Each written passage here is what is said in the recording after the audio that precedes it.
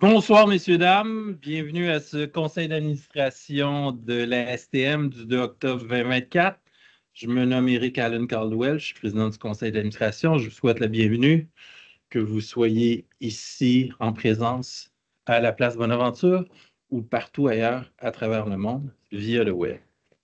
Alors, permettez-moi qu'on ait l'honneur de se présenter pour ce qui est des gens qui sont sur le conseil d'administration et aux tables devant vous. Donc, je commence à ma droite par Mme Morancy. Oui, bonsoir, Catherine Morancy. Je suis membre indépendante au conseil d'administration et présidente du comité service à la clientèle, accessibilité universelle. Merci. Merci, Mme Morancy. Mme Barry. Bonsoir à tous et à toutes. Marc-Claude Barry, conseillère d'arrondissement à Pointe-aux-Trembles et membre du CA. Mme Farah. Oui, bonsoir, Laurence Parent, vice-présidente de la SCM. Je suis également conseillère d'arrondissement dans le Plateau-Mont-Royal et membre des comités service à la clientèle, accessibilité universelle, éthique, gouvernance et développement durable. Bonne soirée. Mme Lacroix-Perron. Claudia Lacroix-Perron, je suis représentante de la clientèle âgée de moins de 35 ans et je participe aux travaux de 3 comités, le comité financement, le comité audit et finances et le comité suivi des actifs. Bonsoir. Merci, Mme Larreau. Bonsoir, Suzanne Narrault, je suis représentante de la clientèle. Merci. Merci, M. Lemay. À l'avant. Sylvain Lemay, représentant des usagers du transport adapté. Je participe aux travaux du comité accessibilité universelle, service à la clientèle et également au comité ressources humaines. Bienvenue. M. Ouellet.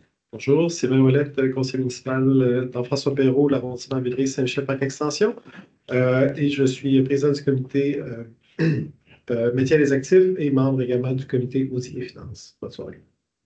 M. De Souza. Oui, merci. Bonsoir. Alan de Souza, maître Saint-Laurent. Et comme toujours, veillez à la bonne marche de nos travaux, Mme Bérézy. Bonsoir, Nicole Baridi, secrétaire corporative. Et enfin, bien sûr, à mes côtés, la directrice générale. Bonsoir, Marc-Claude Léonard, j'occupe le poste de directrice générale. Alors, comme toujours, pour le déroulement de notre séance, quelques nouvelles. Je donnerai quelques nouvelles. Marc-Claude en fera de même. Après, on a ce soir une seule période de questions. Des gens ici qui se sont inscrits pour poser une question. Puis après, on passera à la période plus formelle qui est l'adoption de l'ordre du jour et des points qui sont soumis au vote. Alors, le 11 septembre dernier, je me suis rendu à l'Assemblée nationale avec Marc-Claude, directrice de projet chez nous, entre autres de projet du prolongement de la ligne bleue, pour faire nos représentations dans le cadre d'une commission parlementaire sur l'adoption du projet de loi 61, notre mémoire république. On appuie la création d'Infra-Québec parce qu'on partage la volonté du gouvernement d'avoir des leviers facilitateurs pour construire des nouveaux projets.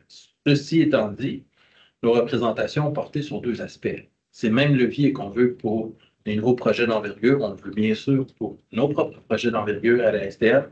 Et il y en a un qui est, on a plusieurs projets d'envergure, l'électrification de nos garages, mais les besoins sont énormes pour le maintien d'actifs du métro. Et avec les leviers qui sont développés dans le projet de loi 62-61, on veut bien sûr pouvoir en bénéficier parce que c'est important pour aller chercher les meilleurs prix pour les projets dans lesquels on investit. Et après, bien sûr, comme partout à travers le monde, on veut pouvoir miser sur le financement du transport collectif avec la mise en valeur de nos installations, nos terrains, avec le développement immobilier, en participant à des entreprises de développement immobilier, du transport collectif. C'est une façon innovante de financer le transport collectif qu'on constate un peu partout à travers le monde et qu'on veut faire, nous, ici, bien sûr, à Montréal. On a eu des excellentes discussions avec l'ensemble des députés et la ministre qui était présente.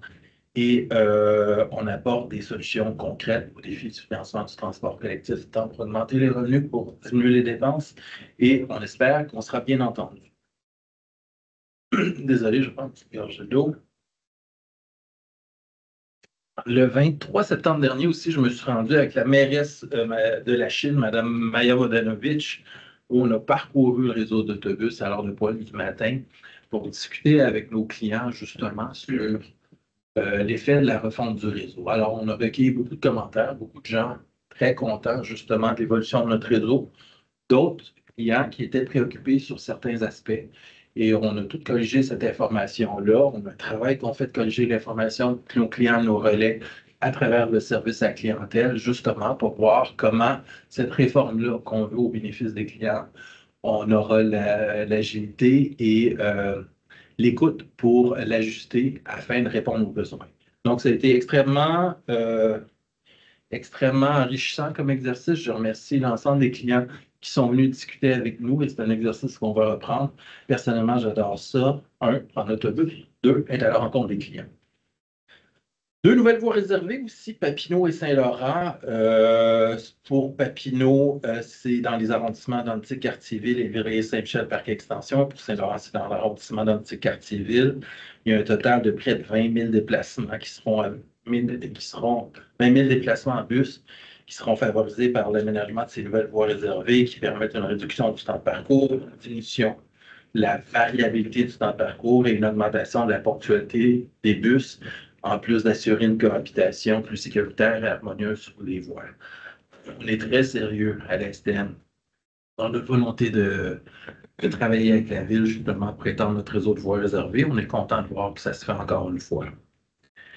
Et un retour aussi sur un autre événement auquel j'ai participé au CRE Montréal, le Conseil régional en environnement de Montréal, qui s'appelait En ville sans mon métro, où le but de l'exercice était de voir quel serait l'impact. D'ailleurs, j'ai participé avec ma collègue Mme Morancy, justement, qui était panéliste, de voir quel serait l'impact de notre ville, de Montréal, s'il n'y avait pas le métro de Montréal. Alors, quand on réalise comment le métro a changé la vie de nos communautés, comment a favorisé l'accès à certains quartiers, comment a permis de réduire la place de l'auto dans nos villes, comment on a permis, grâce au métro, de faire le développement de quartiers axés sur la mobilité durable, comment est-ce qu'on a permis de développer l'habitation pour qu'il y ait plus de gens à Montréal. Mais on réalise comment le métro est un patrimoine formidable, mais nous vient l'obligation d'assurer sa pérennité, lui donner un deuxième cycle de vie. Et pour ça, il y a des besoins de maintien d'actifs qui sont immenses. Vous allez m'en entendre parler, ceux qui suivez les travaux de cette Assemblée. Vous savez que j'en ai parlé abondamment, mais il faut investir massivement pour mettre à niveau notre métro de Montréal. Il y a un cri du cœur, un wake-up call qui doit être lancé. Il faut de l'argent pour maintenir notre métro. Il faut investir dans notre métro si on veut léguer ce patrimoine-là aussi et encore plus performant aux générations futures, nous qui avons su en bénéficier puisque nos prédécesseurs l'ont construit. Nous, on va lui donner un deuxième cycle de vie, il sera encore meilleur. En autant que le financement soit au rendez-vous, on en fait une obsession et vous aurez l'occasion de m'entendre en reparler. Alors, c'est ce qui conclut mes points d'information, Marie-Claude. Merci beaucoup, Monsieur le Président. Donc, débutons la semaine dernière, l'équipe du bureau de projet du prolongement de la ligne bleue a annoncé le début de mobilisation des travaux sur la rue Jean-Talon-Est. Alors, bien qu'il y ait eu plusieurs travaux préparatoires, pour nous, c'est vraiment un autre signe que ce projet-là est sur les rails et qu'il se concrétise. Donc, on a annoncé des travaux autour de l'intersection du boulevard P9. Et au cours des prochaines semaines, il y aura aussi des travaux qui vont être annoncés aux intersections des boulevards Villot et Langelier. Évidemment, qui dit travaux dit entraves, on en a pour quelques années, mais plusieurs mesures ont été mises en place. On a une voie réservée sur Bélanger qui s'en vient aussi. Donc, on a vraiment le souci d'assurer la mobilité du secteur durant ces travaux-là. Je vous invite, vous pouvez consulter Projet Ligne Bleue pour info pour avoir l'ensemble des informations. Monsieur le Président, vous parliez de financement des maintiens d'actifs. On voit que le débat sur le débat sur le financement du transport collectif revient au rendez-vous. Du moins, c'est l'impression que j'ai eue dans les derniers jours en rencontrant la communauté d'affaires. J'ai été invitée le 27 septembre dernier à aller à la Chambre des commerces du Grand Montréal métropolitain pour faire la discussion sur les enjeux du transport collectif avec mes collègues d'Exo et de l'ASTM. On a pu faire un grand tour d'horizon des défis qu'on a et des opportunités qui se présenteront à nous pour le transport collectif. Évidemment, pour moi, c'était une belle opportunité de rappeler tous les efforts que la STM fait pour réduire ses dépenses, s'optimiser, revoir ses méthodes de travail. Donc, il y a vraiment un effort qui est fait pour assurer d'être performant dans un virage culturel pour s'assurer que la STM est à juste coût. J'ai aussi eu la chance d'être invitée pas plus tard que ce matin à l'événement Femmes Leaders organisé par Les Affaires. On m'a invitée pour mon parcours que j'ai eu à la STM, mais aussi pour parler du nouveau cycle de gestion qui est en cours à la STM. Donc, deux belles opportunités de faire vivre l'ensemble des enjeux pour le transport collectif et de démontrer toute son importance qui est là, autant pour notre clientèle que pour l'ensemble des citoyens, citoyennes, que du monde des affaires, des entreprises. Donc, le transport collectif est un bénéfice pour tous. Finalement, on a lancé plus tôt en septembre une campagne sur les bons comportements. C'est une campagne qu'on veut vraiment orienter sur le positif. Donc, les bons comportements vont entraîner les bons comportements. Puis cette campagne-là s'adresse, on sait que parfois les clients vont adopter des comportements sans même s'en rendre compte. Donc, les comportements qu'on a ciblés visent deux choses, une meilleure expérience de nos clients, mais aussi vont toucher la fiabilité de notre réseau. Donc, les comportements qu'on veut sensibiliser, c'est déjà arrivé de prendre un appel en FaceTime sur votre téléphone, pas d'écouteurs, puis vous êtes dans le métro, dans le bus, ça peut être assez dérangeant avec les autres. Donc, quand on est dans un environnement où on souhaite une cohabitation, on porte des écouteurs. Laisser les portes du métro se refermer. Donc, des gens ils vont tenter parfois d'intervenir, de rentrer dans le métro. Ça crée des incidents, puis pensez que vous pouvez retarder des milliers de personnes sur la ligne quand vous retenez les portes. Bien tenir ses effets personnels et se tenir plus loin de la voie. On a énormément d'incidents pour des objets échappés sur la voie. Donc, ça aussi, ça ralentit le service pour l'ensemble de la clientèle. On demande aussi aux gens de déposer le sac. Des fois, on ne s'en rend pas compte. On a notre sac à dos dans le dos. La personne ne peut pas sortir. C'est dur de circuler. Donc, on prend notre sac, on le dépose à terre. Ça facilite, ça donne de l'espace à tous, puis ça facilite les déplacements. Puis finalement, bien, on veut que nos clients aient une attitude respectueuse, donc de la courtoisie à travers l'ensemble de ces déplacements-là. Donc, la campagne va vivre en affichage. Elle est aussi sur les médias sociaux. Ceux qui ont vu, bien, on a aussi le club du savoir-vivre. Vous pouvez aller faire un tour, c'est très, très intéressant. On sollicite notre clientèle pour nous emmener d'autres comportements qu'on devrait sensibiliser et vous pourrez, avec vos commentaires, inspirer notre vague 2 de cette campagne comportementale-là. Voici ce qui fait le tour des nouvelles du dernier mois. Merci beaucoup. Donc, on est rendu à la période de questions.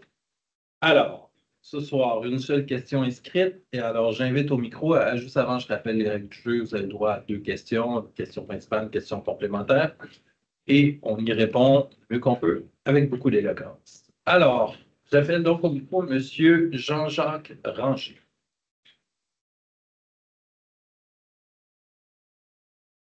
Monsieur Ranger, bienvenue, on vous écoute. Hi. I'm going to speak in English, if that's okay. It's my mother tongue. I'll translate. It's okay. You speak in English. We might answer you in French, but if you have any issues understanding the answer, we'll catch up later. Okay. So my question is pretty simple. We have a bus in Montreal called the 747 that leaves, I think it's Barrie, and ends up at the airport. And there's 2 routes, actually, but I mean, that's the vague example of it. And at night, when the metro is closed and there's a bunch of night buses meeting at Atwater. Atwater is the hub for most of the night buses. I think there's 10 of them. And if the calculations of my son are correct, there's 70 interventions. When the bus arrives at Atwater and leaves, there's 70 the whole time the metro is closed till the time the metro opens again. So there's 70 buses meeting at Atwater, dropping off people, bringing them from all over the island. There are 13 departures of the 747 in the same span of time from when the metro closes till the metro opens.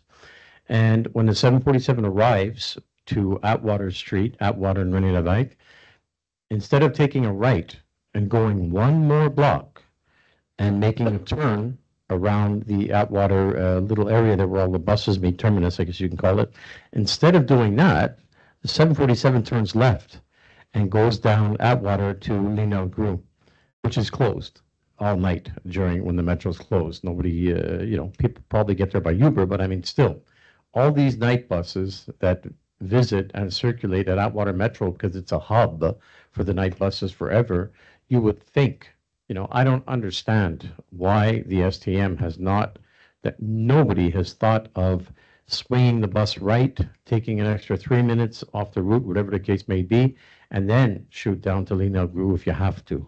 I don't understand the logic in that. Thank you for your question. Let's see if we have any specific answer. If not, we'll get back to you. Thank you, Mr. Ranger, but we will evaluate the situation. I don't have answer for you tonight. So thank you for your suggestion. I will look with the team and maybe we'll come back to give you the information. Thank you for answering me in English. I appreciate that. And I just want to say, it's not a second question, it's a comment. I can't say that I have not had my bad experiences with some drivers. Probably almost never Metro because you don't have contact with them. It's always the driver in the bus that something could go wrong. Sure, I've had those kind of experiences, but I have to tell you, the majority of the drivers are very professional and are serving this community 100%. It's just those bad apples. I don't know why you haven't pinpointed them yet and send them to the refurbishing line. It's just a pain in the butt, to be quite honest. But the rest of the system is adorable. I just want to congratulate everyone here for what they do because we really do appreciate it. So thank you very much. Well, thank you very much, and thank you for the nuances. And yes, and thank you for noticing that I myself is a bus user, and in the vast majority of the cases, driver dangerous. So they welcome you on the bus, they give you a good service, and it's part of our life taking the bus. You and me, it's part of our life taking the bus. And it's an important part of our life. We spend a lot of time in the bus, and it's important that we have a nice experience, and we value that, and we work. So it happens. So thank you for noticing it, and thank you for adding that if we might. There's maybe a space so that we get better, and that's what we're aiming for. Exactly. Thank you. Thank you very If much. I can, I ask you, Sure. when did you have a bad experience when the bus driver is not acting the way he should? Don't call the common place with the number of the buses, the time, and we will be able to do feedback to No, our bus driver. I'm actually happy you brought that up. The customer service, make sure to notice it to the customer service. I'm actually happy you brought that up because something happened today and I called and I waited like 40 minutes on the phone to speak with the woman for 5 minutes. So that, I didn't expect to talk about that, but since you brought it up, and I do have a file, I don't know how long it is, but it's quite long. And I think my suggestions on my calls are, for me anyway, positive input. Sure, I'm upset at the moment I call, especially if a driver, it's freezing out, you're left on a corner, -50, you're going to be upset. But, overall, I get callbacks from the supervisors and stuff, so that's good. So thank you very much. Appreciate that. Have a great night. Parfait, merci. Parlons une traduction rapide, nos chauffeurs sont formidables. Ce qui nous permet de passer au prochain point de l'ordre du jour, que je vais retrouver incessamment. Ça va mettre les papiers. Voici. Alors, à l'article 1, adopter l'ordre du jour de la présente Assemblée du Conseil d'administration, c'est proposé par M. De Souza, puis par Mme Morancy, et c'est adopté. À l'article 2, approuver les procès-verbaux de l'Assemblée extraordinaire tenue le 27 juillet 2024 et de l'Assemblée ordinaire tenue le 4 septembre 2024 du Conseil d'administration de la Société, c'est proposé par M. Lemay, appuyé par Mme Barry, et c'est adopté. Rien à la rubrique 4. 3 articles à la rubrique, rien à la rubrique 3, pardon, 3 articles à la rubrique 4. En 4.1, autoriser la cession par la Société de transport de Montréal de ses droits et obligations du contrat de service de maquereur pour les transactions par carte bancaire à l'Autorité régionale de transport métropolitain ainsi que du contrat marchand qui en découle. En 4.2, adjuger à la firme Layer 8 Solution Inc. Un contrat pour une solution de détection et de réponse réseau et autoriser une réserve de contingence à un coût total de 1 602 188,3. Et en 4.3, adjuger à la firme Stratégie Organisation et Méthode Somme Inc. un contrat de service professionnel et d'acquisition pour une solution voie du client et autoriser une réserve pour contingence et coût total de 177 447,20. Ces 3 articles sont proposés par Mme Morancy, appuyés par Mme Barry et sont donc adoptés. À la rubrique 5.1, adjugé à Tatsum Inc. un contrat pour des services d'accompagnement en développement organisationnel et en gestion du changement, un coût total de 599 577,74 en 5.2 octroyé à Dr. Alphonse Montmini, un contrat de service professionnel à titre de médecin consultant pour le bureau de la société, au coût total de 750 740,74. Donc, ces deux articles de la rubrique 5 sont proposés par Mme Barry, appuyés par Mme Parent, et sont donc adoptés. Et au rubrique 6 et 7 nous amène à la rubrique 8. Autoriser une 7e entente entre la Société de transport de Montréal et la corporation Cadillac Fairview Limited et CFFPC REC Inc. afin de prolonger le terme de la servitude du terminus Fairview au coût total de 1 487 930 et 71. Cet article est proposé par M. Ouellette, appuyé par Mme Morancy. Il est adopté. À la rubrique 9, décréter l'acquisition par la Société de transport de Montréal de gré à gré ou par expropriation des parties lui-même requis dans le cadre du projet de prolongement de la ligne bleue. C'est proposé par Mme Larreau, appuyé par Mme Lacroix-Perron. C'est donc adopté. Ceci met fin à l'ordre du jour de l'Assemblée régulière du Conseil d'administration de la Société de transport de Montréal du mercredi 2 octobre 2024. Merci à toutes et à tous et à la prochaine.